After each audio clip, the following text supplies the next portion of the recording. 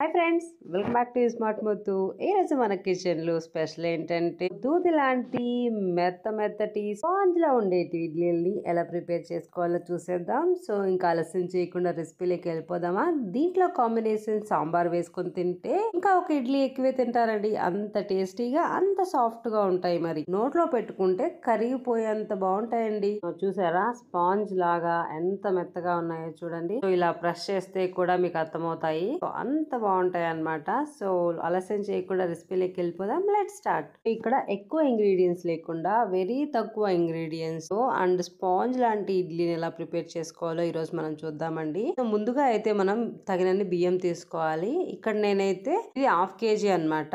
So దీంతో నేను 3 తీసుకుంటున్నాను, అంటే 3/4 kg తీసుకుంటున్నాను. చూపిస్తున్న 1/2 kg కప్పుతో నేను 3 తీసుకుంటున్నాను, అంటే 3/4 kg తీసుకుంటున్నానండి. సో దాంతో 3 కప్పులకి ఒక కప్పు ఉద్దిపప్పు వేసుకోవాలి. ఇదే ఎగ్జాక్ట్ కొలత. మీరు దేంతో అయినా కొలుచుకోండి. 3 కప్పుల బియ్యానికి 1 కప్పు అయితే నేను ఉద్దిపప్పు తీసుకుంటున్నా. నేను తీసుకునే ఉద్దిపప్పు ఫుల్ గుండ్రటి ఉద్దిపప్పు అండి. కట్టింగ్ అయింది అయితే కొంచెం ఎక్కువ పడుతుంది, అది చూసుకొని కొంచెం అడ్జస్ట్ చేసుకోండి. ఈ బియ్యము ఆర్ ఉద్దిపప్పు 3 లేదా 4 సార్లు బాగా శుభ్రం చేసి నానబెట్టుకోవాలండి. మినిమం 6 గంటలు నానబెట్టాలి, లేదంటే 8 గంటలైనా నానబెట్టచ్చు అనమాట. ఇలా నానిన తర్వాత సో మనమైతే పిండి రుబ్బుకోవాలి. మీ దగ్గర గ్రైండర్ ఉంటే గ్రైండర్ లో రుబ్బుకోవచ్చు, మిక్సీ ఉంటే మిక్సీలో కూడా రుబ్బుకోవచ్చు. నేను కొంచెం క్వాంటిటీ రుబ్బుతున్నాను కాబట్టి నేను మిక్సీలో వేసేసానండి. మీ దగ్గర గ్రైండర్ ఉన్నా గ్రైండర్ లో వేసుకోవచ్చు, లేదంటే బయట మిషన్ లో పట్టుకోవాలన్నా పట్టుకోవచ్చు అనమాట. ఒక చిన్న టిప్ అండి. సో మీరు ఇది గ్రైండర్ లో రుబ్బినా వేటిలో రుబ్బినా మరీ కాటుకలాగా రుబ్బకూడదు, మరీ బరకగా రుబ్బకూడదు, మీడియం గా రుబ్బుకోవాలన్నమాట. అలాగే మీరు బియ్యం నానబెట్టేటప్పుడు మార్నింగ్ టిఫిన్ చేసే టైంలో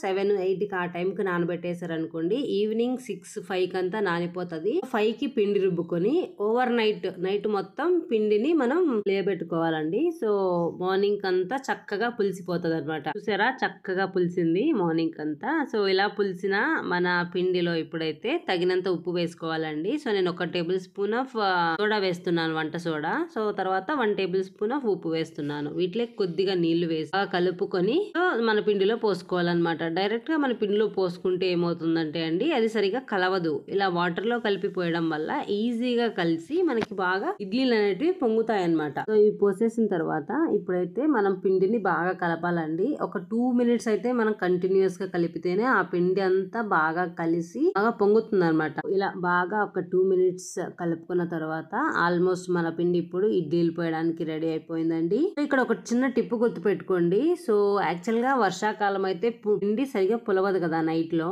దానికి బదులు మనం బియ్యాన్ని నానబెట్టుకునేటప్పుడు నైట్ నానబెట్టి పొద్దున్నే రుబ్బి పగలు అయితే ఎక్కువ మనకి సన్నీగా ఉంటది కదా. సో వర్షాకాలం అయినా అంత కంటిన్యూస్ గా ఏం చలి ఉండదు, నైట్ అయితేనే అలా ఉంటది. కాబట్టి ఇలా చేయండి, మనకి పిండి పర్ఫెక్ట్ గా పులుస్తుంది అనమాట. అట్లీస్ట్ దాంతో కంపేర్ చేస్తే అట్లీస్ట్ బెటర్. ఇలా ఇడ్లీ పాత్ర గ్యాస్ మీద పెట్టుకొని ఇడ్లీ పాత్రలో 500 ml 1/2 లీటర్ వాటర్ పోసి తర్వాత మన ఇడ్లీ ప్లేట్లు పెట్టుకొని కావాల్సిన సైజ్ లో ఇడ్లీ ఇలా పోసుకోవాలండి. సో మీ దగ్గర ఉన్న ప్లేట్లు మొత్తం ఫిల్ చేసేసి మూత పెట్టేయాలి. మూత పెట్టేసిన తర్వాత హై ఫ్లేమ్ లో 15 లేదా 20 నిమిషాల వరకు మీరు ఇడ్లీని ఉడికిస్తే సో మన పర్ఫెక్ట్ ఇడ్లీ అయితే రెడీ అయిపోయిందండి. అంతేనండి, very simple process and very quick గా మనం ఈ పద్ధతిలో అయితే ఎక్కువ ఇంగ్రీడియంట్స్ లేకుండా ఇడ్లీ ప్రిపేర్ చేసుకోవచ్చు అండి.